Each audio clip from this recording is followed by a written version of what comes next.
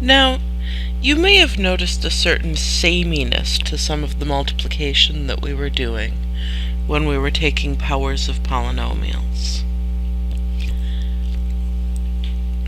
And that's not a coincidence. We are in fact doing very similar sorts of multiplication over and over again.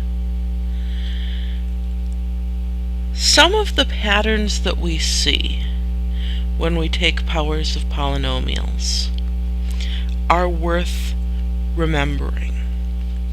In particular, the patterns that we see when we square a binomial are worth keeping in mind. So I'm going to just write down a generic binomial, just a plus b squared, and see what that works out to. I'll have a plus b times another a plus b. A times a is a squared. A times b is ab. B times a, that's also ab. And b times b, b squared. So this works out to a squared plus ab plus another ab is 2ab plus b squared. And that's always going to happen when we take a binomial and square it. What if we had subtraction in the middle instead? What if we had a minus b squared?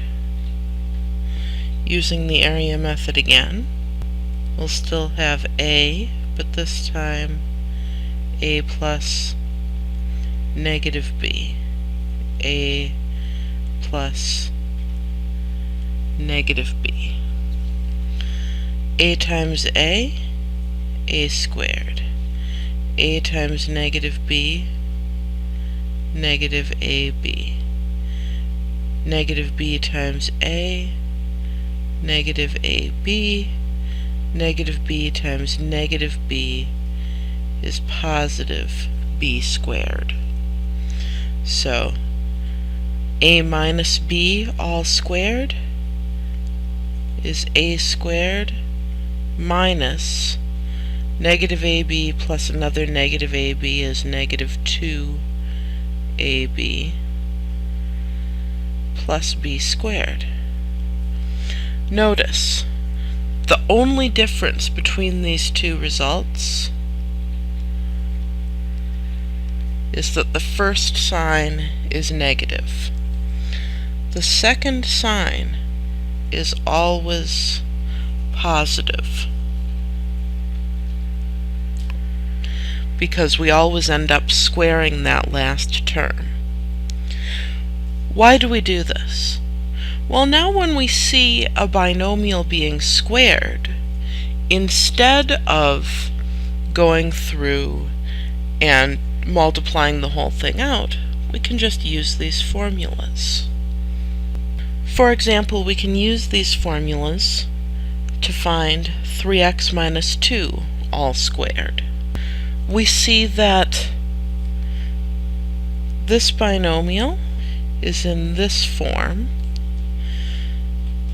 So when we square this, we'll have our a squared minus 2 times our a times our b plus our b squared. In this case, our a is 3x and our b is 2, just looking at what positions they're in.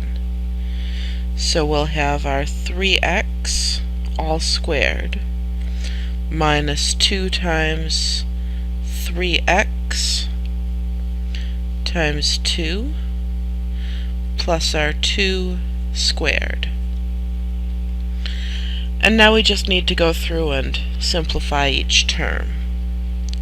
So this squared means 3 squared is 9 times x squared minus 2 times 3 is 6 times another 2 is 12, and the only variable in that term is x, plus 2 squared is 4. So we get that 3x minus 2 all squared is 9x squared minus 12x plus 4. As you practice this more, you may find that you don't need to write out this middle step where you plug into the formula, but are able to just go straight to this result. The important thing, however, that we must be aware of all the time is that it is not the case that we can square a binomial by squaring the first term and squaring the second term. That is not the case. That would be like saying that 23 squared is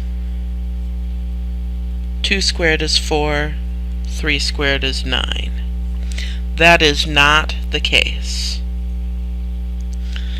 Similarly, it is not the case that we can square a sum just by squaring each term.